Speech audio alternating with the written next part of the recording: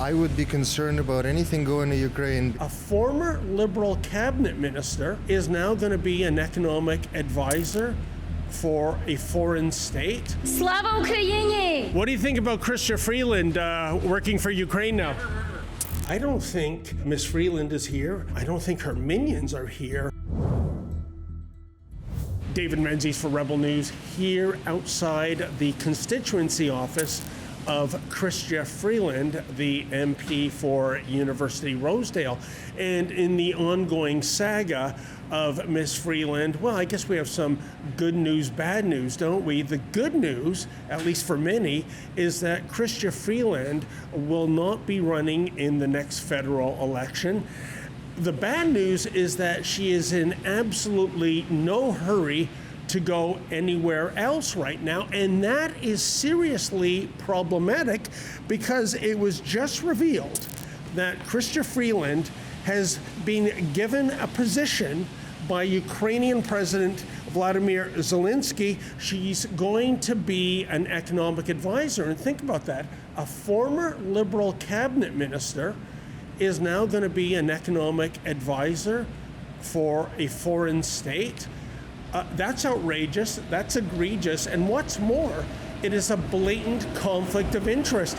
How can you have a federal MP who is still part of the government making decisions, especially budget decisions, that could now affect the client she is working for, namely the state of Ukraine, not the Dominion of Canada?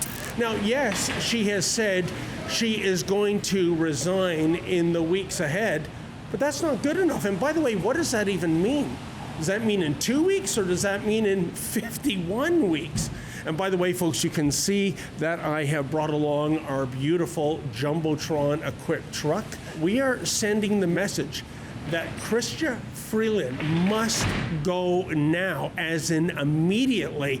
Enough with the long goodbye. If you feel like we do, please go to firefreeland.com. That's firefreeland.com. And if you can do me a favor, can you chip in a couple of bucks so that we can pay for the expenses of our truck? What do you think about Chrystia Freeland working for Ukraine now? Never heard of her? Okay. Again, does that tell you something about the riding of University Rosedale?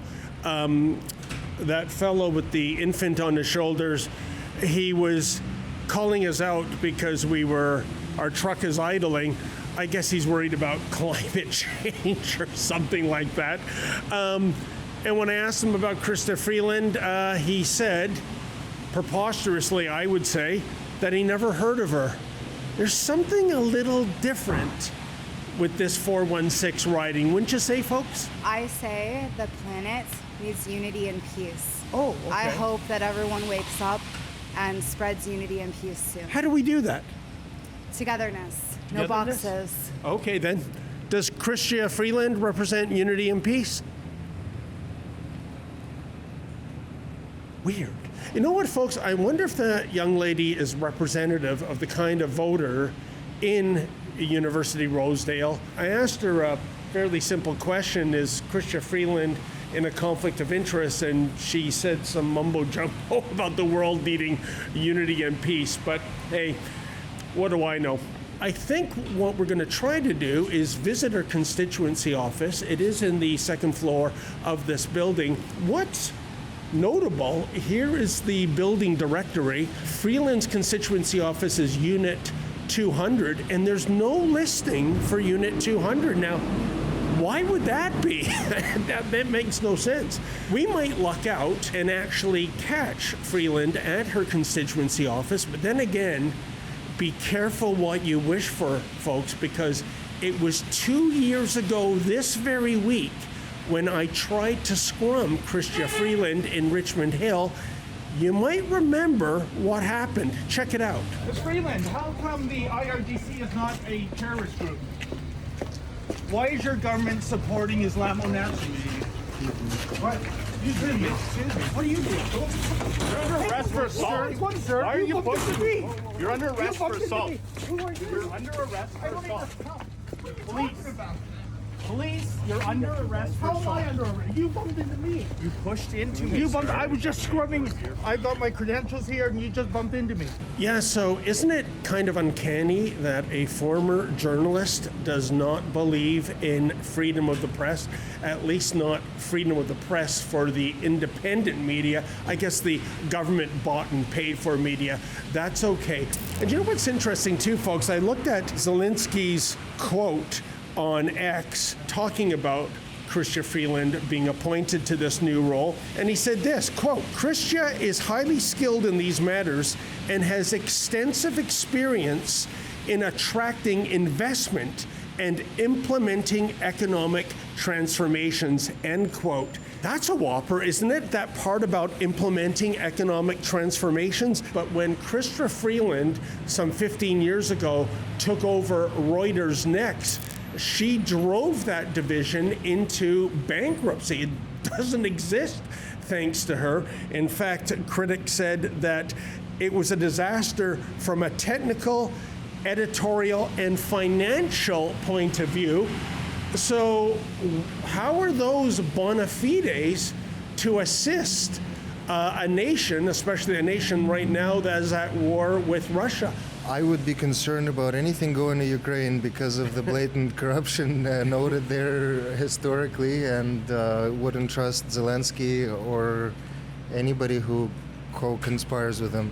Of course, when it comes to finances, let us never forget what Chrystia Freeland did back in 2022 when she decided to freeze the bank accounts of hundreds of Canadians simply for having the wrong political viewpoint, i.e. they donated to the Freedom Convoy. Check out this video. Just look at how downright giddy Freeland was some 4 years ago. Information is now being shared by law enforcement with Canada's financial institutions. Financial service providers have already taken action based on that information. Isn't that amazing? That was one of the most despicable chapters in recent Canadian history as far as I'm concerned. But Freeland is, well, I guess in Canadian politics, you fail upwards. You don't get demoted, you get promoted. And by the way, in addition to this gig she's got in Ukraine, don't forget in July, she takes over as the CEO of the Rhodes Trust. So this isn't a matter of double dipping. It seems to me as of right now, this is a matter of triple dipping. I wonder how the constituents of University Rosedale feel about an MP who I think, given everything that's on her plate, is A, missing in action, and B, in a grotesque conflict of interest position. Well, I think it's obviously a huge conflict of interest, and I think people of Canada should be very concerned. That I myself have been following her for a number of years. I've been concerned ever since watching her fly the red and black flags at her demonstrations. Not interested in talking to you guys. Oh, okay. By the way, what does Seniors for Climate Change now mean? You should look it up. Oh, Seniors really? for Climate Action now. Okay. Look up the website. Are seniors being affected by climate change? Oh, wow. Yeah. Oh, okay. Of course. Then. Is that what I have to look forward to? In any event, why don't we pay a house call to her constituency office and see if anyone there can talk to us. Well, folks, here we are inside the building on the second floor, and lo and behold, Chrystia Freeland does indeed have a unit here. I wonder why that's not listed on the directory. That's very odd. But as you can see, it's locked shut. It's also, I'm looking at a mirror image of myself.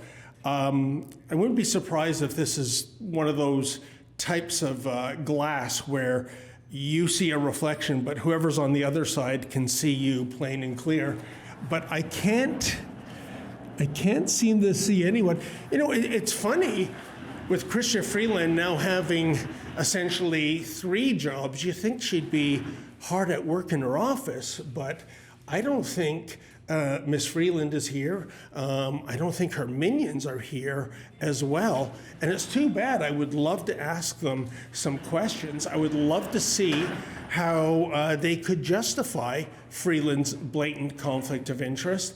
And again, going back to 2 years ago, I'd love to know if it was Freeland that directed her Royal Canadian Mounted Henchmen to falsely arrest and assault me, or was Uncle Fester just freelancing on the side for himself.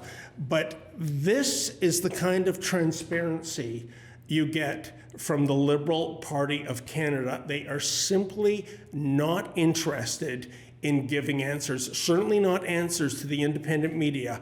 And so it is, they are in a bunker mentality. They're shut down. You can't even see in the office.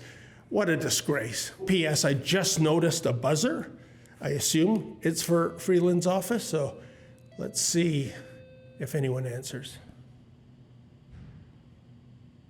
Nope, it's either nobody's in the office or they have absolutely zero interest in speaking to the independent media.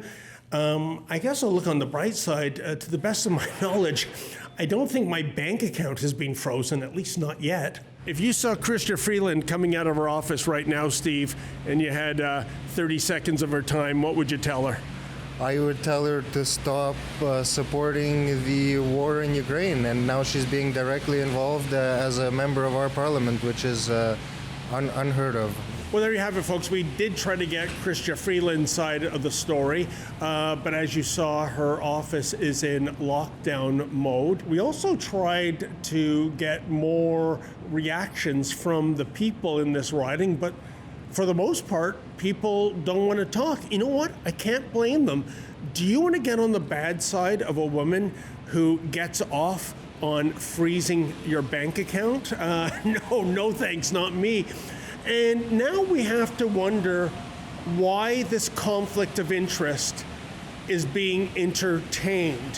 What is the unspoken strategy behind this? Is it just that Freeland is that greedy? She wants to continue drawing an MP salary, even though she's got a cushy job with the roads people coming up in the summer? Or does the blame lay on Carney? He doesn't want to lose another MP at this juncture when he is so close to getting a majority government. Well, we'll never know, because the people in power, they don't talk to us. And when they do talk to us, you really have to take their words with a shovelful of salt. In the meantime, we're going to keep this campaign going. Chrystia Freeland should have been gone 24 hours ago when she made this announcement that she's now working for the interests of the state of Ukraine. She has to step down, and if not, it's up to Mark Carney to fire her. For Rebel News, I'm David the Menzoid Menzies. You know, folks, when it comes to a political conflict of interest, it doesn't get more egregious than this. Imagine a Canadian member of Parliament now serving as an economic advisor of a different state, and she has roles in the government that could aid and abet that state, especially when it comes to getting yet more millions of dollars of Canadian taxpayer funds. It is outrageous. Please go to firefreeland.com. That's firefreeland.com. Sign the petition, and if you're able to, kindly make a donation.